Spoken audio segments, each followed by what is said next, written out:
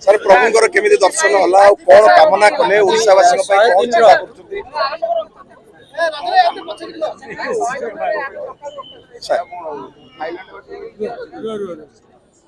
महाप्रभुंक आशीर्वाद रे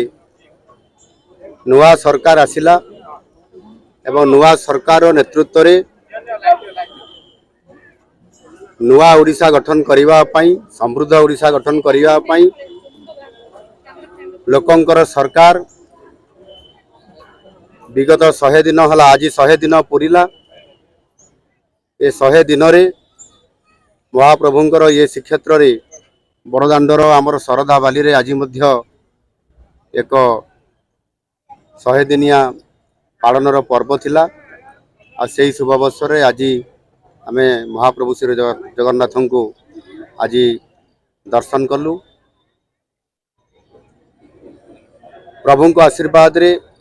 प्रभु आमको 5 वर्ष पई ओडिशा शासनर दायित्व देइछंती एवं विगत 100 दिन रे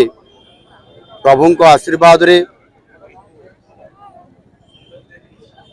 अनेक कार्य संपादन हेइछि एवं लोकंकर आस्था भाजन हेइ पारिछु। लोक माने हमको आशीर्वाद करुछंती एवं लोक माने किभଳି भाबरे न्याय पाइबे ओडिशार केमिति विकास हबो एवं आगामी 5 वर्ष रे नुआ ओडिशा गठन करिवार एवं समृद्ध ओडिशा गठन करिवार जो विकासर रास्ता बाहरी ताहा आगेइबो सेति पय महाप्रभु को निकट रे प्रार्थना करिछु। महाप्रभु निश्चित भाव हमको आशीर्वाद करिछंती एवं आगामी दिन रे ओडिशार विकास भारत वर्ष रे सर्वश्रेष्ठ हबो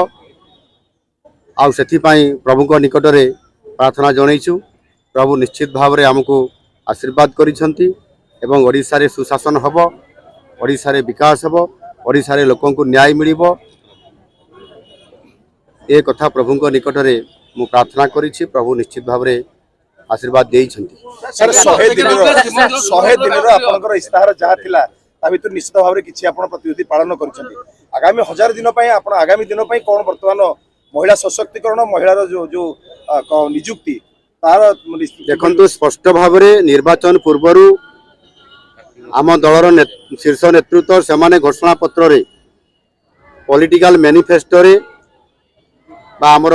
संकल्प पत्र रे आमे ताकू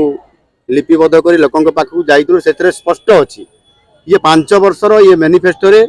समय अनुसार आवश्यकता अनुसार ओडिशार विकास क्षेत्र रे समस्त योजना गुडी को घोषणा हबो एवं घोषणा मध्य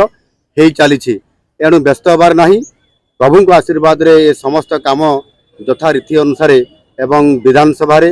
एवं सरकारंकर कैबिनेट रे सरकारंकर नीति स्पष्ट भाव रे समय अनुसार हेबो सेति पई निश्चित भाव रे सरकार सजाग अछंती एवं लोकंकर काम करिया पई सब बड़े सरकार रेडी अछि।